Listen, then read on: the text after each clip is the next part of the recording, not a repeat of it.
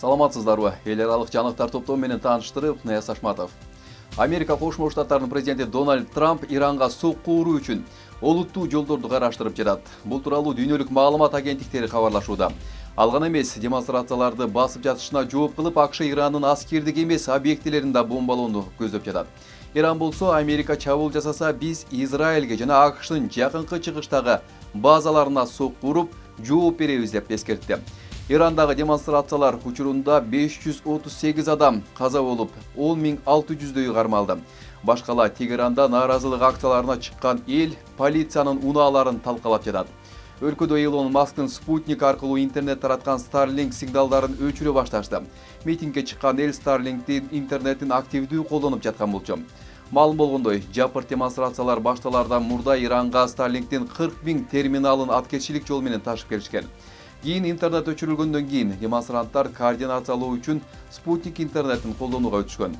Кытайдын Starlink'ти өчүрүү техникалары болгондуктан Иран Кытайдан жардам сурап кайрылды. Ал арада Ирандын тышкы иштер министри Аббас Аракчи өлкөдө кырдаал көзөмөлгө алынганын кабарлады. Бирок башаламандыктар дале уланып жатканы айтылууда.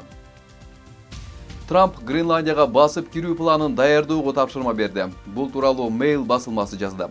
Белгилүү болгондой, Трамптын командасы Венесуэланын президентин уурдуу операциясы ийгиликтүү өткөндөн кийин Гренландияны Орусия менен Кытайдан биринчи басып алууну көздөп жатат. Ал эми аны АКШдан коргош үчүн НАТО Гренландияга өз аскерлерин жайгаштырары маалым болду. Телеграф маалымат агенттиги кабарлагандай, буга чейин Британия өз аскерлерин аталган аралга жайгаштыруу тууралуу Европалык союздаштары менен сүйлөшүүлөрдү баштаган. Евро биримдик болсо, эгер АКШ сунушту четке какса, анда америкалык компанияларга каршы санкция жарыялоону караштырууда. Нью-Йорк Пост басылмасы жазгандай, АКШ армиясы Венесуэланын президентин кармоо учурунда коомчулукка белгисиз кубаттуу куралын колдонгон. Николас Мадуронун резиденциясын коргогон бир аскер Американын операциясы кандай өткөнүн баяндап берген. Анын айтымына караганда, башы айланып, баарынын мурдунан кан кеткен. Кээ бирлери кан куса баштаган.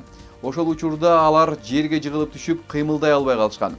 Эксперттер ал алыскы аралыктан таасир эткен лырат акустикалык комплекси болушу мүмкүн деп билдиришти. Бирок анда максималдуу кубатта колдонулганы айтылууда.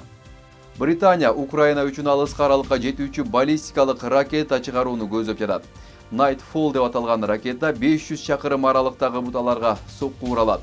Рейтер агенттиги Британиянын коргоо министрлигине шилтеме кылып билдиргендей, кеп салмагы 200 кг болгон жерден атылуучу баллистикалык ракета тууралуу болууда. Британ басылмаларынын эсептөөлөрүнө караганда, ракетаны Украинадан учурса Москвага чейин жетип барат. Лондон ракетаны чыгарууга британ компаниялар арасында сынак жарыялап, анын долбооруна жана сынак үчүн алгачкы үлгүсүн жасоого 11 миллиондой доллар бөлдү.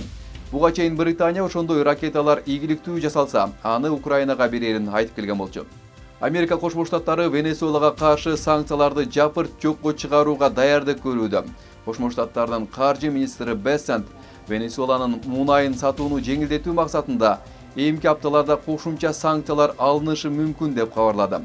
Рейтер агенттиги кабарлагандай, АКШ менен Венесуэланын кызматташтыгын жандантуу маселеси боюнча Американын каржы министри эл аралык валюта фонду жана Дүйнөлүк банктын жетекчилери менен жолугушууну пландап жатат. Мына сырткары Венесуэланын тоңдурулган 5 миллиард доллардай акчасы өлкөнүн экономикасын калыбына келтирүүгө жумшаларын кошумчалады ал. Лондондо Ирандын элчилигинин алдында демонстранттардын арасынан бир адам элчиликтин имаратына чыгып, мамлекеттик желекти алып салган. Анын ордуна мурунку желекти илүүгө аракет кылды.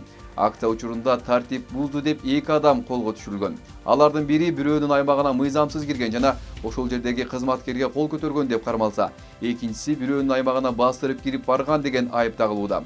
Полиция ошол эле берене боюнча дагы бир адамга издөө жарыялаганы маалым болду. АКШда бир адам операциядан кийин күтүүсүздөн эле испан тилинде сүйлөй баштаган. Ага чейин ал өспүрүм курагында испан тилин бир аз билген экен. Кызыгы операциядан кийин ал өзү да маани бербестен испан тилинде шаар сүйлөп кеткен. Дарыгерлер мындай учур сейрек кездешерин айтууда. Ага ылайык ал мурда башка тилдерде сүйлөшкөндөрдү угуп, бирок ал тилде сүйлөгөн эмес. 81 жаштагы эне небересин айыктыруу максатында акча чогултуу үчүн стримде Minecraft оюнун ойноп акча таба баштады. Ал видео оюнду үйрөнүп, YouTube канал ачып, бир айда эле 100 000 катталуучу чогулту алган. Америкалык пенсионер эми оюндан жана жарнамадан акча таап, аны небересин рактан дарылоого жумшоону көздөп жатат. Польшанын Вроцлава зоопаркында салмагы 10 килограмм болгон кичинекей бугу 1,5 тоннадай болгон ургааччы керикке кол салды. Зоопарктын кызматкеринин айтымында бул бугу өтө агрессивдүү, анткени өзүнүн аймагына башкалардын киришин жактырбайт. Бирок ал мындай учурлар жаратылышта көп кездешерин билдирди. Себеби бугунун мындай түрү менен кериктер бир жерде жашашат жана жанаша оттоп жүрүшөт. Ошол себептен аларды зоопаркта бир жерде корууду кармашат. Бүгүнкү күнгө алынган маанилүү делгенелер аралык жаңылыктар топтому мына ошолор болду. Саламатта калыңыздар.